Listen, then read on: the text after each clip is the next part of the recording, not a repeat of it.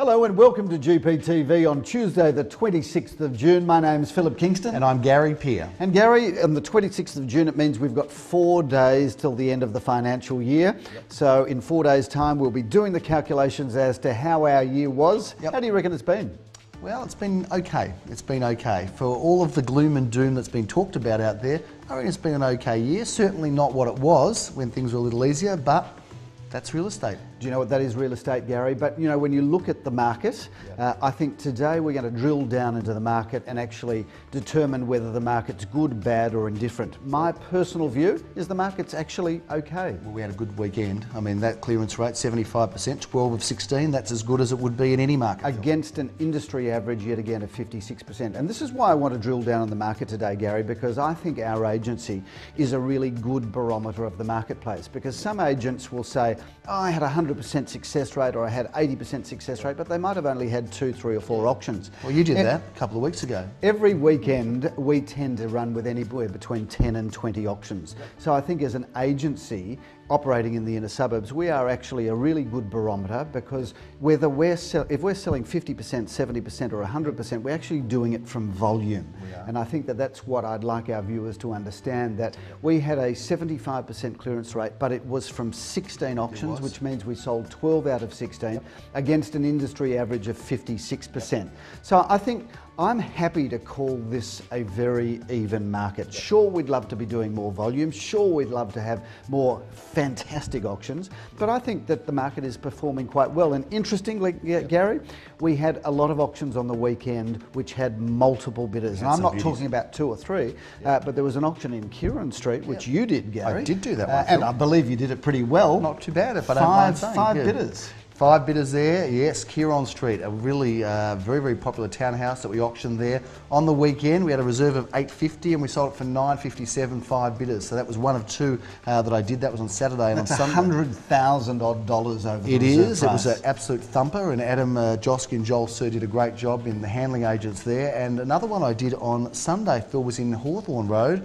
Had a reserve of $510 and we had also 5 bidders there. A masonette, very interesting property, right opposite the park, or not far from the park. Lots of development going around. And again, 5 bidders on Hawthorn Road and sold for $575,000. Now, keep in mind that we're talking about 5 bidders. Now, that we haven't seen that for really about 18 months, 2 years. No, there's some intensity out there, absolutely. So as much as I'd like to say, Gary, the reason that we're getting great clearance rates is because we are so fantastic. I think that's an element of what's going on, but I think mainly the inner suburbs is tracking along quite nicely.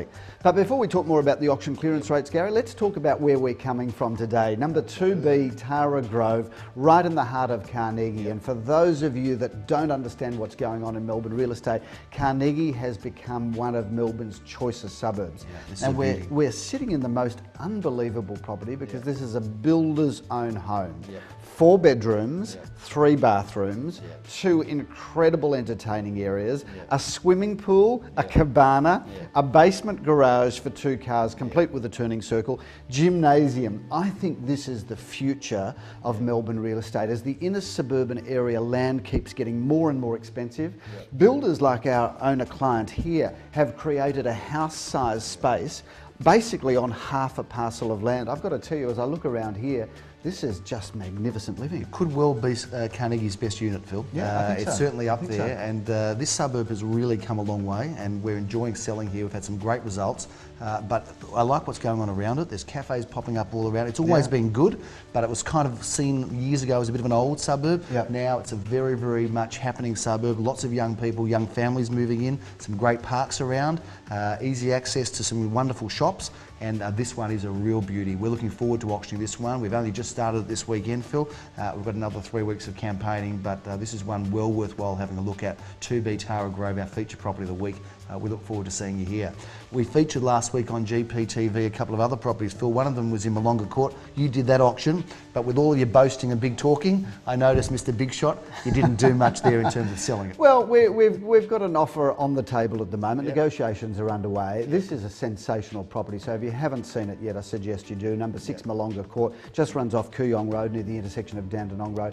Just the most gorgeous family home, and I don't think it'll take us more than a week or 2 to put the sold sticker up on that board. Shouldn't, has a great feel to it. The other auction we reviewed last week and talked about was 2 Carrington Grove. That's one you did manage to sell, Phil, I which did, is Gary, good. and we sold that significantly over the reserve price. And whilst the price is undisclosed, we were marketing that in the 1 to 1.1 range and sold it well in excess of that. Big crowd there Sunday afternoon, Gary. Started with a great deal of difficulty, I've got to tell you. I had to put in a vendor bid of $900,000. Took me a while to get to $1 million, but once we hit $1 million, it just took off. Well, Sunday was always going to be a day of doubt because all those people hung over from the black caviar parties of Saturday night.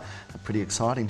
I know you probably didn't watch it. Do you know what, Gary? I have no interest in racing other than the fact that black caviar has taken to my heart. And I've got to tell you, to see that horse win 22 out of 22 starts is quite phenomenal. And that's unlike any horse that you've ever had a share of, because mostly from your 22 starts, I believe you've had about, I don't know, 1 winner? Well, someone asked me how my horses are going, and because I've got shares in a few and they're all going slowly. That's the answer. So no black caviars in my stable, Phil. No. But it keeps me incentivized to keep performing at Gary Peer & Associates, which is a great thing for you as my partner. The more you lose, the harder you work. Exactly.